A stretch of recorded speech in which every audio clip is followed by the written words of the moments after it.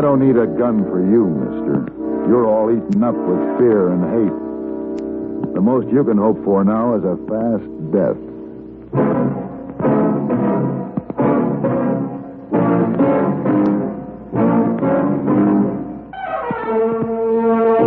Have gun.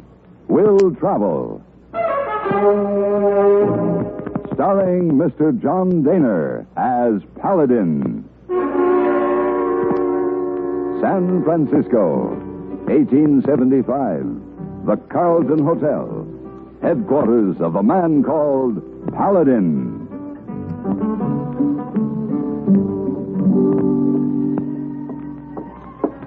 Mr. Paladin? Hmm? Oh, yes, Miss Wong. You want light for a cigar?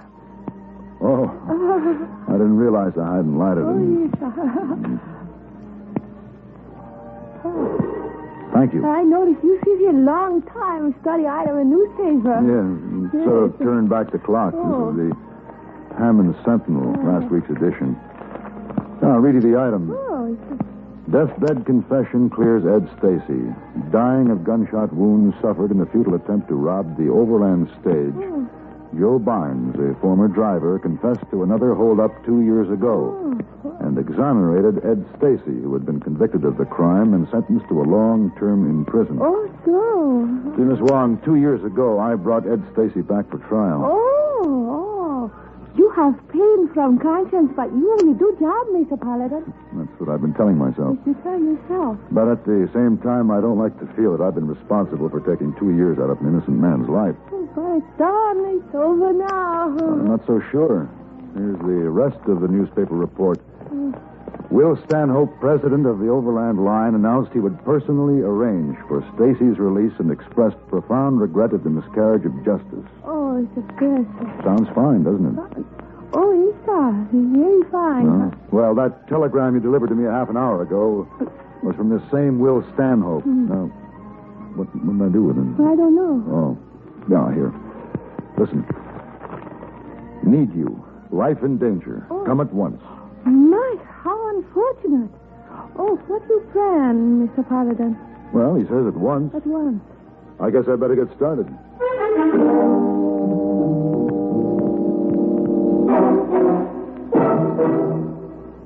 Hello, this is Marvin Miller with another page from your American Heritage Scrapbook. In the 17th and 18th centuries, newly discovered America offered breathing space for the cramped peoples of Europe. But no one could guess how rapidly the vast, unsettled wilderness could be tamed. Englishmen arriving in Jamestown and Plymouth were beset by famine, disease, and hostile Indians. They were lucky to survive at all. Populating the colonies was a slow and arduous process. But due largely to the great Puritan migration from Europe, by 1641, some 50,000 English settlers had reached North America. 75 years later, this continuous migration from Europe and the British Isles had brought the colonial population to 435,000. On the eve of the Revolution in 1775, 2.5 million people inhabited the 13 colonies, approximately 1/3 of the population of all Great Britain. The first federal census in 1790 disclosed that less than 3% of the population were in towns of more than 10,000. Most immigrants lived on the land, but cities were beginning to flourish. Revolutionary Philadelphia, with its 40,000 inhabitants, was the first colonial city in size. New York was second with 25,000. Boston, with 16,000, third. Charleston, the largest city of the South, numbered 12,000. America was growing. And in spite of all adversity, America was destined to continue its growth. Why? Possibly because America was a dream for freedom-loving people, then as it is today.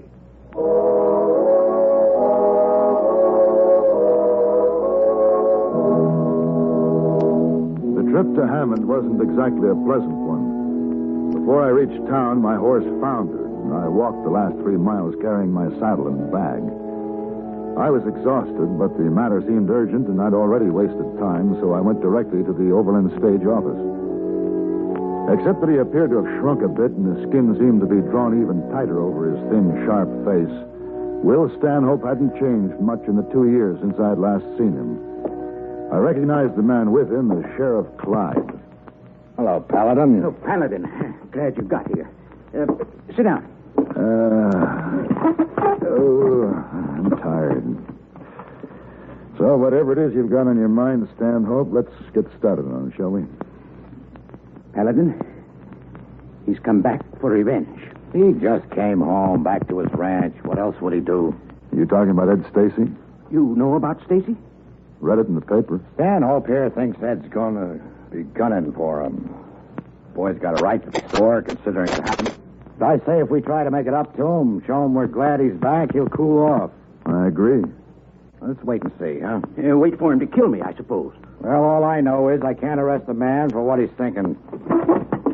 Gotta get back to the office.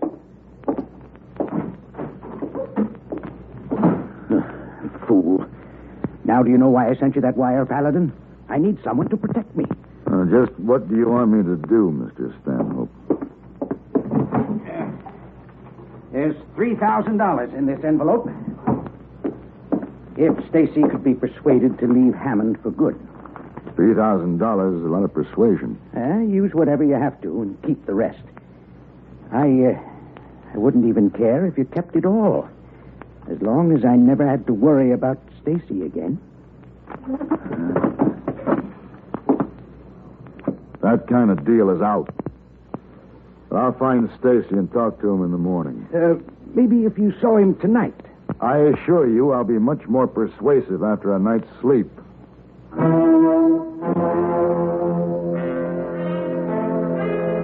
I was just settling down to get that night's sleep when I heard someone in the hall outside my hotel room, and a splintering sound as the flimsy door gave way to pressure.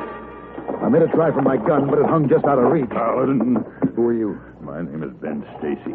You and me are going to have a little talk. Ben Stacy? We're going to have a little talk about the way you and Stanhope railroaded my brother. Ed? I wasn't his judge and jury. I did the job I was paid for. You're wrong, mister. You ain't been paid yet. I'm taking care of that right now.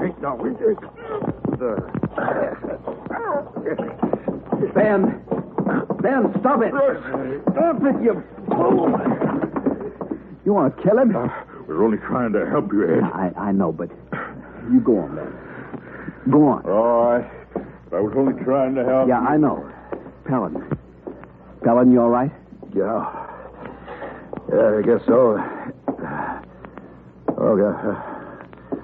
That was close. That was too close. I heard you were in town. I was afraid. You see, Ben, he gets an idea somebody's trying to do me harm. It's hard to shake the idea out of him. Well, why didn't you let him finish the job? It might have saved you some trouble. I don't see there's any trouble between us. There's going to be. If you don't leave Stanhope alone. Me leave him alone? That's right. You got things backwards. Why don't he leave me alone?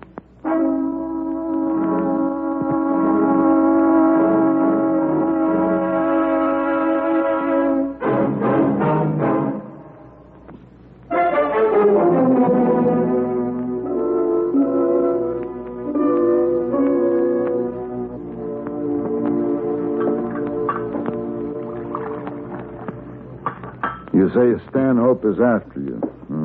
Tell me about it. When I came back, I made up my mind to forget what had happened. I didn't expect any favors. I just wanted to start from scratch. But with a fair shake. You aren't getting a fair shake, huh?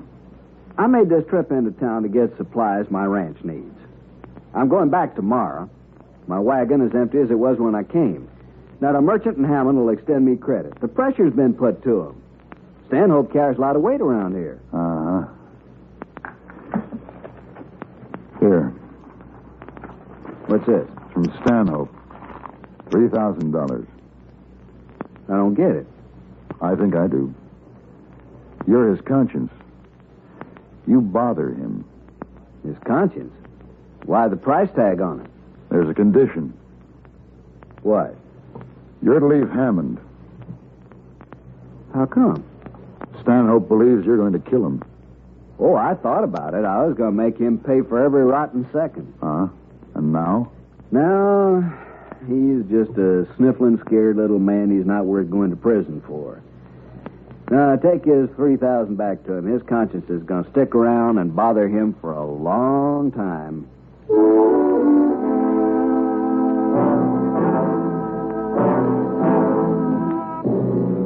The next morning, I went to make my report to Will Stanhope. There was a crowd gathered in front of the Overland office. Debris littered the street. The windows were broken, and the door was ripped off its hinges. As I walked in, it sounded as though somebody were tearing the place apart. Somebody was. Big Ben Stacy was on a rampage. Sheriff, stop him. He's going crazy. Sheriff! Ben, I order you to stop. Ben! No, Clyde. Clyde, don't shoot.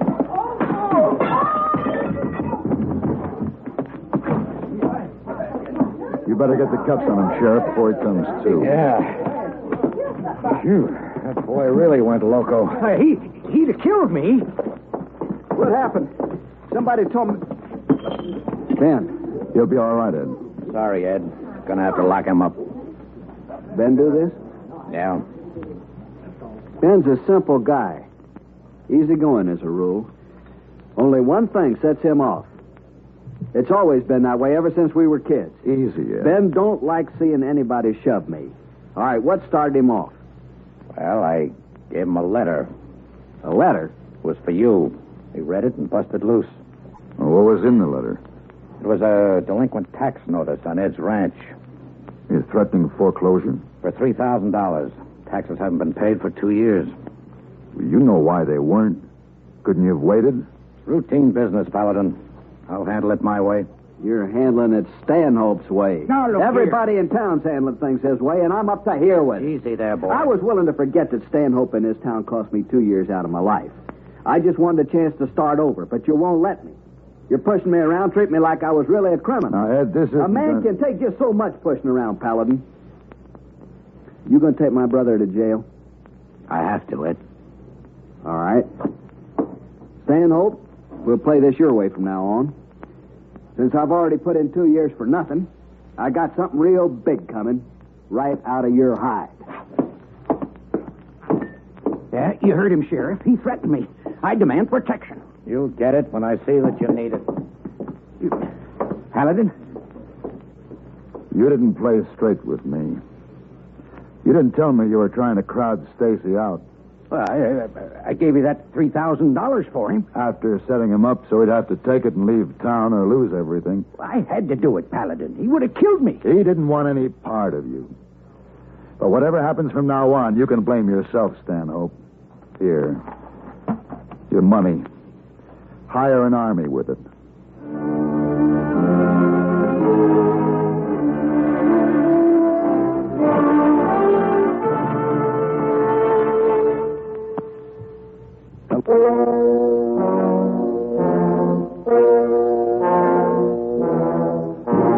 I'd had enough of Hammond.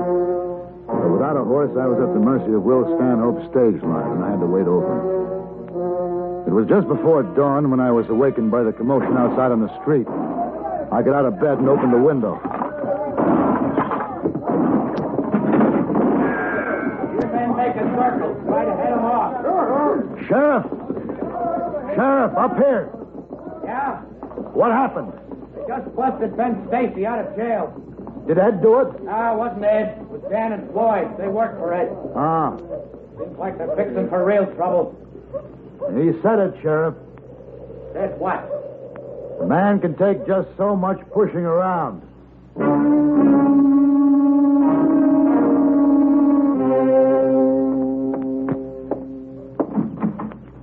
Morning, Sheriff. Morning. Your men bring in Stacy? No, clean getaway. You leaving on the stage? Yeah. You know you'll be sharing your seat with a shotgun rider? Shotgun guard riding inside? Was it something new? Stanhope's orders. Oh. The trap. He figures now that Ed and Ben Stacy will hit one of the stages sooner or later. Wants it to look easy for him. Mr. Stanhope has a talent for conniving. Yeah, he wants to get him real bad. He even offered a reward. Before they've done anything? Well, it says for catching or killing anybody who tries to hold up an overland stage. Guess we know what he means. $3,000. That At the Three Forks station, we had a 10-minute stopover to change teams. I went inside to have a glass of rye. The place was empty, except for the bartender with his hands high, and Ed and Ben Stacy with their revolvers leveled. Don't try anything, Paladin. Using up your 2 years in a hurry, aren't you? Didn't figure them as any more than a deposit. Why waste them on me? Not you, Paladin. The stage. Dan and Floyd are taking care of it right now. I'm just making sure nobody bothers us. Hey, Ben. Yes, Watch from the door back there. sure. You, bartender. Keep your hands up and your mouth shut. Driver and shotgunner out of the way. Stanhope had you pegged. He pegged me 2 years ago. You ever hear the one about if you have the name, you might as well play the game? You don't have the name yet. It won't be long now. Well, this time there'll be no mistake about it. This time you'll serve out your sentence. If they get me. Well, they'll get you sooner or later. Not before I make Stanhope sweat. You going to make a fugitive out of Ben, too? Why don't you shut up? Big, simple Ben, whose only concern in life is protecting you? When a posse comes after you, do you figure him to stop the slug meant for you? Ellen, you got a big mouth. And you've got a small brain. Taking this risk for some stupid idea of revenge. Revenge against a man who isn't worth it to begin with. Hey, Ed, Floyd, and Dan, they're coming. They got it. Well, let's go, Ed. We got the strong box. Put it back, Dan. What? Put it back, I said. You gone crazy? You think we went through this whole thing for nothing? For the last time, put it back and cut out. We'll cut out, but we're taking the money with us, huh, Floyd? Listen, you want to stop us. If I have to. Don't try it.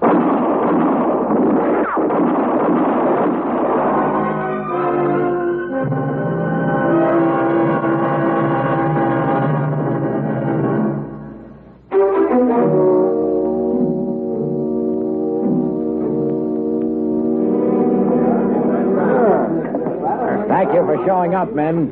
This won't take long now. This is the deposition of the bartender at Three Forks Station, witnessed by Mr. Paladin here. Now, according to this, these men, Floyd Smith and Dan Angus, tried to rob the stage, and Ben and Ed Stacy stopped them, shot them down. That right, Mr. Paladin? Yeah. Nice work, Ed. Ben? Thanks. Now, you hold on, Sheriff. These men are liable to arrest. Wreck in my office, jailbreaking. That's right. I fine you both $25 for disturbing the peace. Fine. I'm the sheriff here, Mr. Stanhope. I hand out the sentences. What about the damages to my office? Well, I suggest that you deduct the repairs from the reward you posted. Reward? For the capture or death of anyone who attempts to rob an overland stage. That's the way it read, didn't it, Sheriff? Sure did. $3,000.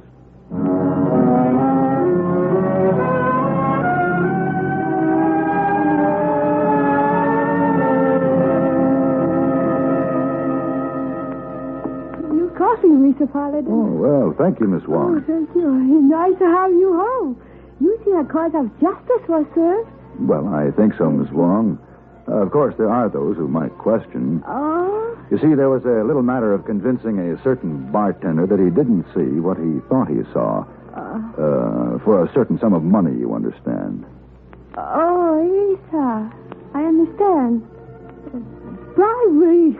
Now, Miss Wong, at any rate, I believe I can truthfully say that Truthfully say. I have no pain from conscience.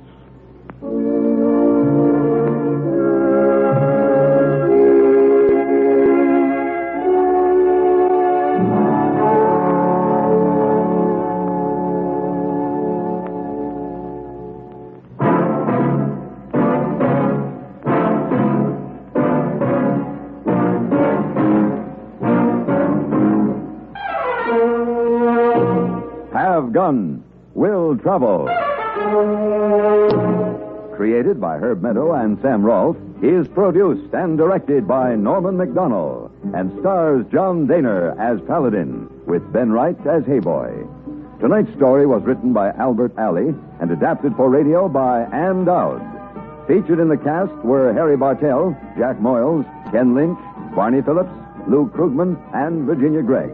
Hugh Douglas speaking. Join us again next week for Have Gun, Will Travel.